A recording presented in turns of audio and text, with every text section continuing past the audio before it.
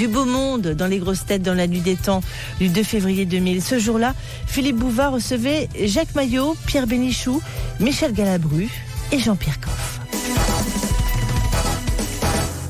Première citation que nous envoie Madame Fontaine, qui a dit: il est plus facile de demander à sa bonne de devenir sa femme qu'à sa femme de devenir sa bonne, surtout quand la dite femme est l'ancienne bonne. Ah, formidable ça. Ça peut être qui? Francis Blanche? Non. Ça peut être qui, ça? Guitry? Ouais. Non, il est toujours vivant. Il est Toujours vivant. Ah bon? Il a une femme qui est bien gentille, hein. Il est toujours vivant. Ah, il a été divorcé une fois? Oh oui, sûrement. Frédéric Dard? Non. C'est un écrivain? Ah, il a une bonne plume, enfin, C'est il a eu une autre profession que celle d'écrivain. c'est Jean-Yann, non? Non. Robert Lamoureux? Non. Il vit toujours. Il vit toujours. Il n'y en a pas beaucoup qui vivent toujours, hein. Mais Et j'ajouterais qu'il continue à exercer son difficile métier. Il est chansonnier? Et en d'autres temps, on l'aurait peut-être dit, mais lui ne le dit pas. C'est Amadou? Il est artiste. Non. Il est artiste. Il est Alors, artiste. c'est un chanteur, auteur de chansons. Il a aussi fait des chansons, mais il est artiste polyvalent. Un Jean du Fisc. Non. Ah non, pas polyvalent. Non, pas ça doit être- polyvalent, Ouais, d'accord. à ce sens-là. On le connaît? Oh, mais oui, tout le monde le connaît, tout le monde l'aime bien. Raymond DeVos? Raymond DeVos. Ah, bonne réponse de Jean-Pierre Coff. Raymond DeVos. Oui. Selon le protocole, quels sont les plats qu'on ne doit pas repasser lors d'un repas? Le potage, le fromage. Alors, le fromage, Sans discussion. le potage, vous l'avez dit, et puis le troisième, La salade. la salade, oui, ça les c'est... légumes d'accompagnement. Les hors d'œuvre? Non. Les œufs? Les desserts? Faut dire que très souvent on n'a pas à le repasser parce que c'est sur la table et on le dépose et bon... C'est quoi? C'est le sel? Non. Le pain? Non. Enfin, si vous êtes dans une bonne maison où le service est effectué selon les règles, on ne vous reproposera pas du potage, du fromage et des Crudité. Du condiment? Ça se passe à la fin du repas. Des desserts? C'est pas des desserts, mais ça en fait partie. C'est Des glaces? Non. Elles sont C'est fondues. des petits fours? Des mignardises? Non. Elles sont sur la table pendant tout le repas. Non, pas pendant tout le repas, mais on peut les poser vers la fin du repas Des et fruits. les y laisser. Les fruits. Les fruits. Voilà. Donc, faites attention, ne réclamez pas. Quand vous dînez en ville, ne dites pas est-ce qu'il y a du râpe de soupe, par exemple. Ah oui. Ah, c'est mon genre. Oui. Moi, je dis, il y en aurait pas un petit peu. C'est tout. Je dis pas, il y a du rab, parce que je fais quand même...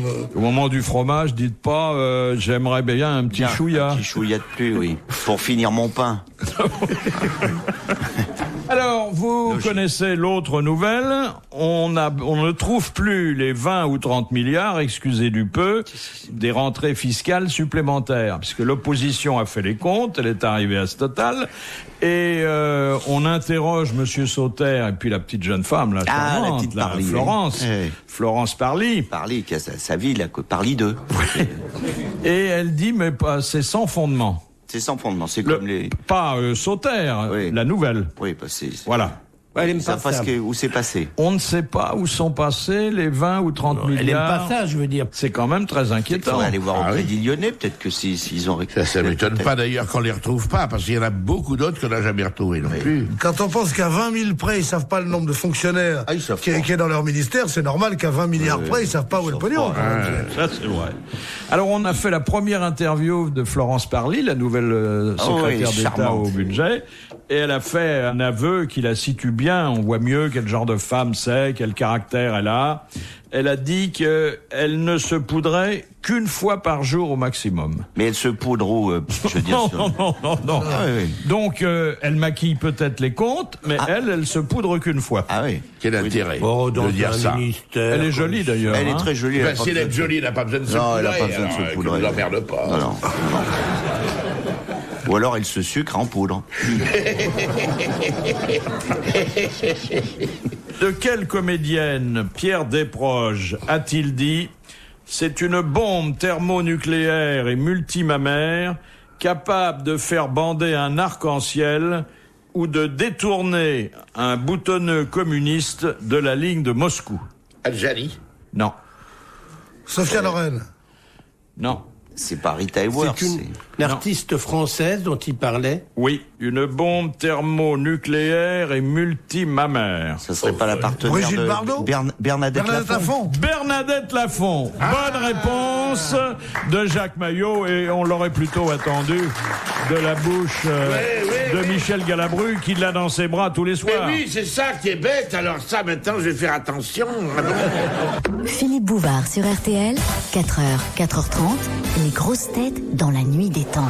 Vous savez, au cinéma, vous savez bien, aussi bien que moi, que au cinéma, ça ne se passe pas comme les gens le croient. À un moment donné aussi, dans un film que je ne citerai pas, le metteur en scène était très embêté parce que je devais me trouver avec 2 femmes nues toute la journée. Toute la journée, peut-être 2-3 jours. Complètement nues. Et il avait peur que je sois intimidé, que je sois... Et alors donc, il avait voulu me les faire connaître, on avait soupé ensemble et tout. Et moi aussi, j'appréhendais.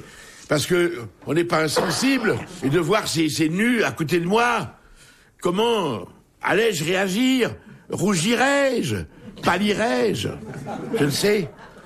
Et quand elles ont été nues, ça ne m'a fait rien du tout. Il y en a une qui a commencé à dire « J'ai mal à la tête !» Terrible. Il y avait un soleil terrible. Et son cul, pardonnez-moi l'expression, mais dans cette émission, j'ai compris qu'on pouvait y aller.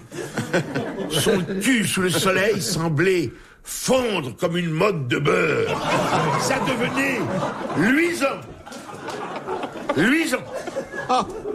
Et tout l'érotisme qui a pu se dégager à la projection, pendant le tournage, n'existait pas. Vous comprenez ce que je veux dire? Tout à fait. C'est ça. Ça, c'était... Je me rappelle encore, je le vois, ce cul. Je le vois nettement. Une espèce de beurre salé. Mais salé. Un peu jaunâtre. Voilà ce que c'est que le film. C'est pas du tout ce que les pauvres gens croient. Il n'y a pas... Remarque, une tartine de beurre salé, c'est pas C'est désagréable. pas agréable, non? Non, mais celle-là, j'aurais pas bouffé, non? Bien, parlons-en du beurre et du beurre salé. Il y a un article de Robuchon, le grand Joël, sur la baisse de qualité des sandwichs. Vous voyez que c'est un homme qui est va très vers proche des gens, même s'ils sont pas pressé quand même, parce que ça fait 15 ans qu'aucun sandwich n'est bouffable dans ce pays. Il faut qu'il attende l'an 2000 pour s'en rendre compte. Ça veut dire qu'il n'a pas dû en manger depuis longtemps. Parce qu'excusez-moi quand même, que Robuchon s'aperçoive seulement maintenant que les sandwichs sont mauvais, ils sont immondes partout, dans Il le dit. Bah, mais il serait temps qu'ils le disent. Et quoi, ils cherchent un marché ou quoi?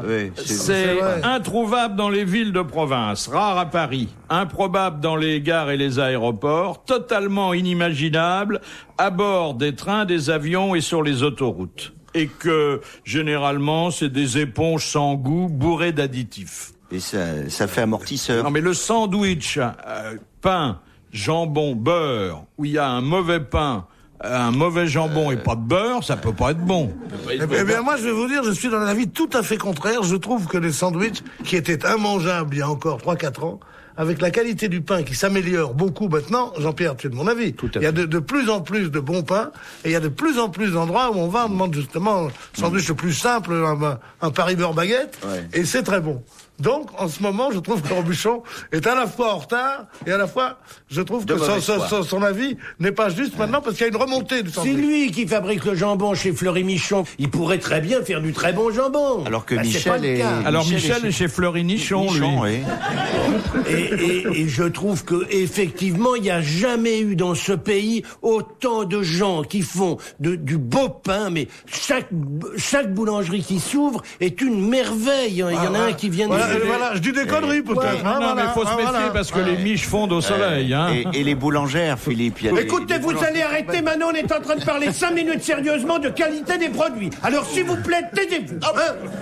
Laissez la parole à monsieur Bénichou et à moi et disons simplement la vérité, une réponse à monsieur Robuchon. Oui, parce que j'aimerais ton petit mitron, moi. Il est en retard de 15 trains. Actuellement, la qualité dans ce pays s'améliore. La qualité, il y a de nouveau des charcutiers qui font un peu du jambon convenable. Il y a du pain pain qui est remarquable, et de beurre, on trouve du beurre non pasteurisé, du beurre au lait cru, absolument partout dans toutes les crèmeries. Alors qu'il arrête de nous emmerder, qu'il aille chez Fleury Michon, et qu'il fasse du bon jambon, et ça sera très bien. Il a raison, mon patron. Il a raison, mon patron, mais il se contredit un peu quand même. Parce qu'il y a 2 minutes, il disait c'est dégueulasse depuis 15 ans. C'est trop facile. Il dit c'est formidable. Mais c'est mon patron, et il fait qu'est-ce qu'il veut. Voilà tout ce que j'ai à dire. À un moment donné, il faut pas... Enfin, ça sert à rien d'attaquer quand c'est pas utile, quand c'était vraiment détestable, il y a 10 ans ou 15 ans, quand il avait 3 étoiles au Michelin, et qu'il était quelqu'un qui représentait quelque chose. Il aurait dû, à ce moment-là, parler. Et tous les 3 étoiles auraient dû parler. Les 3 étoiles servent rarement des sandwichs, hein. Très peu.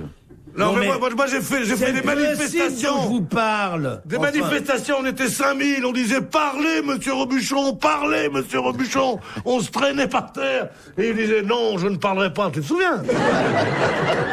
Dans la nuit des temps des grosses têtes sur RTL, dans un instant.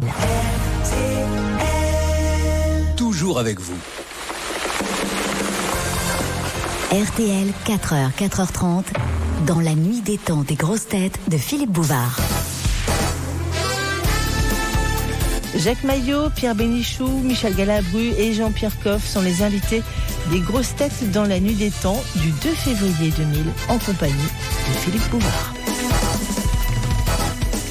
Une petite nouvelle, un petit fait divers pour détendre l'atmosphère. Ça vient de Riyad.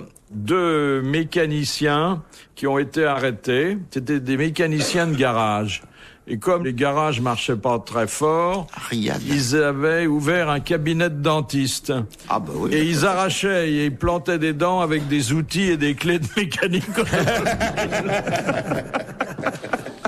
Et où ils sont, ces jeunes gens? À Riyad. Il y avait énormément de clients tous les jours. Faut dire que sur les bougies de voiture, il y a de l'émail, donc ils devaient faire de la récupération.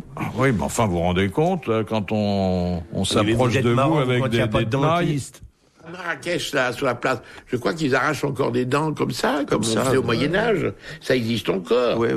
D'ailleurs, les dentistes. La molette sur la dent, elle fout le camp. C'était les barbiers qui étaient dentistes en France, il n'y a pas longtemps, il y a encore un siècle et demi. On attendait que ça pourrisse et que ça soit prêt de tomber pour se la faire enlever. Ah oui, tout à fait, oui. Il y avait un sketch de Fernandel, là, qui était très drôle, là. Il croyait être dans une maison bordelaise, et il était chez une dentiste. Alors, il parlait dans la salle d'attente avec, il disait... L'autre, il disait, elle m'en a arraché une, elle vous en a arraché une. Il était effrayé, c'était bon.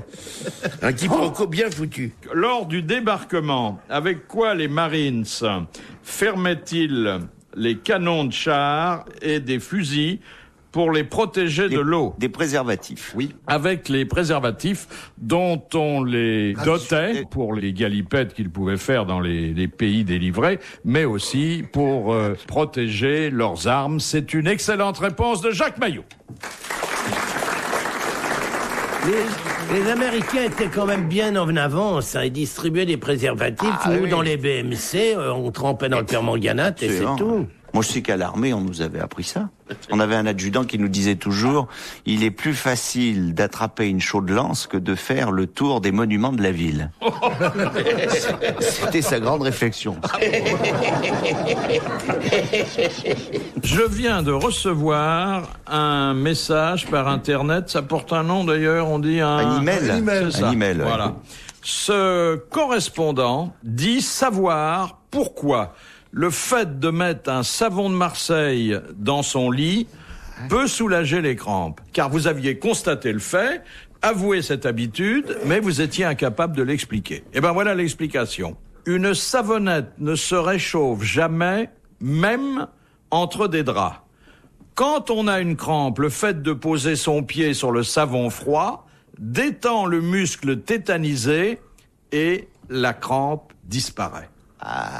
Ça, c'est bien, hein? Oui, non, mais l'explication de votre correspondant est extrêmement sympathique, mais elle ne correspond pas du tout à mon problème. Je ne me frotte pas la crampe avec du savon de Marseille. Vous touchez pas au savon de Marseille. Je vais vous ai dit déjà, je le prends dans mes bras, je le mets entre mes cuisses quelquefois quand il s'ennuie.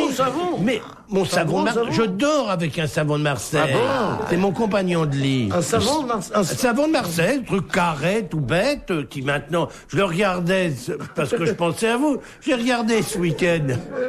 C'est dingue, il a rétréci, il est devenu plus petit, il est lisse maintenant, il est un bonbon. C'est très agréable à caresser. Mais jamais je le mets dessus. J'ai pas de crampe d'abord, puisque il est dans mon lit.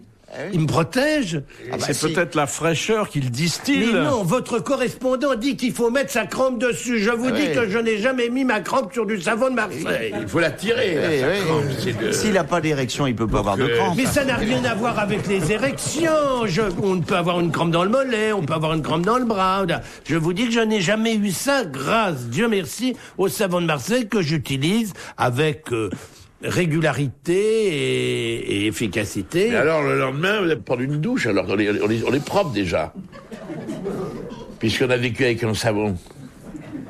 On est propre, non? C'est vrai, quand on passe la nuit avec un savon... Est-ce que vous vous rendez compte, vous, un grand acteur comme vous, dire ça? Vous n'oseriez pas, on vous donnerait une pièce comme ça, vous rayeriez la réplique. Pas du tout, j'en ferai quelque chose. Allez-y. Enfin, le savon vous dites le savon entre les jambes. Oui, mais il est sec. Donc, il est sec. Mais avec l'humidité, la sueur, le savon, vous avez dit vous-même, un savon de Marseille, on sait, c'est anguleux. Au départ, c'est un carré, un peu raide. Et il a de la chance. Un peu raide. Donc, vous dites maintenant qu'il est lisse. Mais je vous permets... Donc, il a été polissé. Par quoi? Je ne vous permets pas. Par quoi? Retrouvez les grosses têtes dans la nuit des temps sur RTL.fr.